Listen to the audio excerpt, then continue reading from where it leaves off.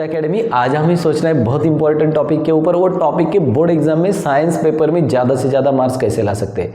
तो हमें ज़्यादा से ज़्यादा मार्क्स साइंस में क्यों नहीं मिलते, क्या डिफिकल्टीज़ है पेपर राइट करने में। तो पहली डिफिकल्टीज हमें ज़्यादा मार्क्स क्यों नहीं मिलते, क्या गलतियाँ हम करते हैं। तो पहली गलती है बच्चों, हम टेक्स्ट बुक को रीड नहीं करते हैं, हम एक्सरसाइज के नीचे जो क्वेश्चंस होते हैं उन्हीं को बाइट करते हैं। बच्चों साइंस से एक्टिविटी सीट के ऊपर इसका स्ट्रक्चर डिपेंड करता है। तो हम जब एक्सरसाइज के नीचे के क्वेश्चंस को बाइट करेंगे तो हमें साइंस में ज़्यादा मार्क्स नहीं मिलेंगे 101%। तो हमें क्या करना चाहिए बोर्ड एग्जाम में ज़्यादा मार्क्स लाने के लिए। तो बच्चों साइंस में ज़्यादा मार्क्स लाने के लिए पहली इंपॉर्टेंट चीज़ होती है वो है आपको टेक्स्ट बुक का डिटेल्स में रीडिंग करना है। तो हमें टेक्स्ट बुक को रीड करना है, हाईलाइट मार्कर लेके इंपॉर्टेंट पॉइंट के लिए अंडरलाइन करनी है। उसके बाद हमें क्या करना है बच्चों, कंसेप्ट को क्लियर करो। टेक्स्ट बुक के अंदर जो कंसेप्ट है ना, उस कंसेप्ट को क्लियर करो। पहली टेक्स्ट बुक को रीड करो, उसके बाद टेक्स्ट बुक के अंदर जो कंसेप्ट है उसको क्लियर करो।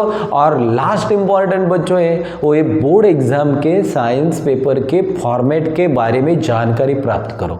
तो बोर्ड एग्जाम में साइंस पेपर किस तरह से आता है, कौन से क्वेश्चंस आते हैं, उसका फॉर्मेट क्या रहता है, कितने क्वेश्चंस होते हैं, कितने मार्क्स के लिए होते हैं, किस तरह से पूछे जाते हैं। ये फॉर्मेट जब हमारे समझ में आएगा दिमाग में तो हम 101% साइंस पेपर में ज़्यादा मार्क्स ला सकते हैं। हमें हमारी गलतियां नहीं करनी है। तो हमें क्या करना है, टेक्स्ट बुक को रीड करना है, उसके बाद इंपॉर्टेंट पॉइंट को हाईलाइट करना है, उसके बाद तीसरा पॉइंट हमें याद रखना है, कंसेप्ट क्लियर करनी है, और लास्ट में साइंस पेपर के फॉर्मेट को याद करना है, उसका स्टडी करना है। फॉर्मेट कैसे स्टडी करेंगे बच्चों, अभी तो मैं आपको लिख के दे रहा हूं, लेकिन आप पिछले साल के कोई भी 2 या 3 क्वेश्चंस पेपर को ऑब्जर्व करेंगे तो आपके बोर्ड एग्जाम के फॉर्मेट के बारे में आपको सारी जानकारियां पता चलेंगी। तो देखो कुल मिला के बच्चों साइंस पेपर में ये पहला जो क्वेश्चन होता है क्वेश्चन नंबर 1, इसमें 2 पार्ट्स होते हैं, ए और बी। तो मेन क्वेश्चन नंबर 1 है, उसमें 2 पार्ट्स रहते हैं, ए और बी। तो ए में हमें 5 क्वेश्चंस को सॉल्व करना होता है और हर एक क्वेश्चन के लिए 1 मार्क होता है। लेकिन ये कौन से क्वेश्चंस होते हैं, ये एमसीक्यू होते हैं बच्चों। तो क्वेश्चन नंबर 1 में ए सेक्शन में हमें एमसीक्यू को सॉल्व करना है। अभी एमसीक्यू कहाँ से आते हैं, ये इंपॉर्टेंट बात है, कहाँ से पढ़ेंगे बच्चों। एमसीक्यू 2 मार्क्स के लिए हमारे नवनीत के पीछे जो होते हैं, नवनीत के हर एक लेसन के, तो वहाँ से एमसीक्यू होते हैं। या लास्ट में हमारा जो प्रैक्टिकल बुक है ना, वो जब हम पढ़ेंगे उसके सारे के सारे प्रैक्टिकल्स के एमसीक्यू, तो हमें एमसीक्यू में 101% 5 मार्क्स मिलेंगे ही मिलेंगे। तो उसके बाद देखो वो क्वेश्चन नंबर 1 में हमें क्वेश्चन बी को सॉल्व करना है। तो बी में क्या होता है, तो बच्चों हमें 5 क्वेश्चन ही सॉल्व करने होते हैं और हर एक क्वेश्चन बच्चों 1 मार्क के लिए होता है। लेकिन बी क्वेश्चन में हमें क्या आता है साइंस में, तो उसमें ऑब्जेक्टिव्स आते हैं, fill in the blank, true और false, odd one out, match the pairs, ये सारे ऑब्जेक्टिव ये हमें यहाँ पे आते हैं। कहाँ पे, सेक्शन क्वेश्चन नंबर 1 के बी सेक्शन में। तो ये जो पहला है ना ए सेक्शन, ये एमसीक्यू 5 मार्क्स के लिए, ये 5 ऑब्जेक्टिव 5 मार्क्स के लिए, टोटल कुल मिला के 10 मार्क्स हो गए।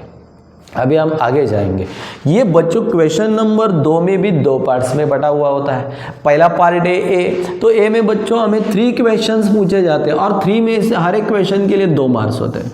कितने मार्क्स होते हैं, 2 क्वेश्चंस टोटल कितने पूछे जाते हैं, 3। हर एक क्वेश्चंस के लिए कितने मार्क होते हैं, 2। लेकिन हमें 3 से कितने सॉल्व करने हैं, साइंटिफिक रीजन सॉल्व एनी 2, हमें सिर्फ 2 क्वेश्चंस को सॉल्व करना है। टोटल क्वेश्चंस कितने दिए होते हैं, 3 में से कितने सॉल्व करने, 2। लेकिन 2 कौन से क्वेश्चन है, ये साइंटिफिक रीजन के ऊपर क्वेश्चंस होते हैं।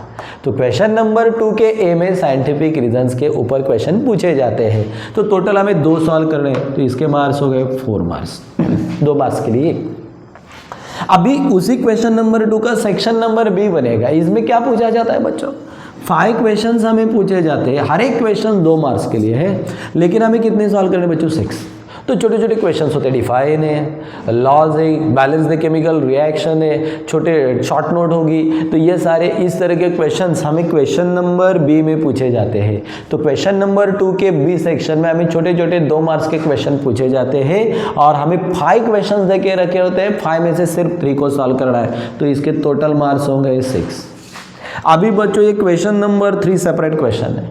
ये क्वेश्चन नंबर 3 में हमें टोटल 8 क्वेश्चंस देके रखे हुए होते हैं, हर एक क्वेश्चन के लिए 3 मार्क्स होते हैं।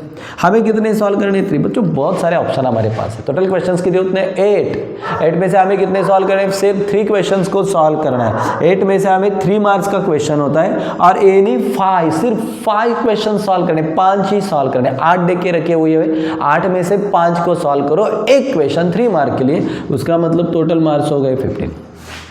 अभी ये 3 मार्क्स के क्वेश्चन ये एक्टिविटी के ऊपर होते हैं या कोई पैराग्राफ हमें आएगा पैराग्राफ के ऊपर क्वेश्चंस लिखने होते हैं या कोई रिएक्शन होगी उसमें से एक्टिविटीज आएगी या लेसन नंबर 6 से कोई क्वेश्चंस होंगे लेसन नंबर 7 से होते हैं लेसन नंबर 8 से कोई क्वेश्चंस होंगे तो ये एक्टिविटीज से रिलेटेड क्वेश्चन होते हैं 8 में से सिर्फ 5 को सॉल्व करना है तो ये सिंपल है।